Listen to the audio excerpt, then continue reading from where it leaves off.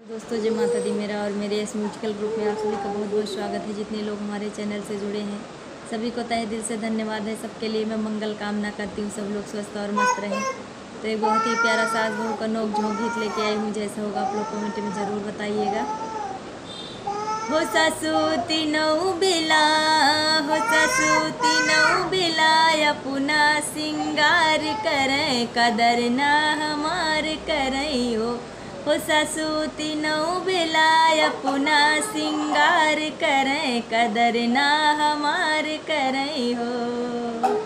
हमसे चौका लगवाम, हमसे बर्तन धोवाम, हमसे चौका लगवाम, हमसे बर्तन धोवाम। बात बोलन पे, बात बोलन पे बेलन से वार करें कदर ना हमार करें हो। बात बोलन पे बेलन से वार करें कदर ना हमार करें हो। सासू तीनऊ बेला, अपना सिंगार करें कदर ना हमार करें हो।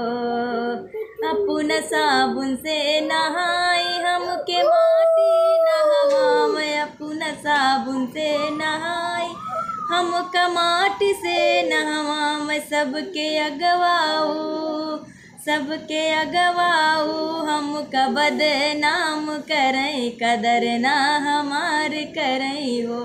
सबके अगवाऊ हमका बदनाम करें कदर ना हमार करें हो। सासू तीनऊ बेला, अपना सिंगार करें कदर ना हमार करें हो।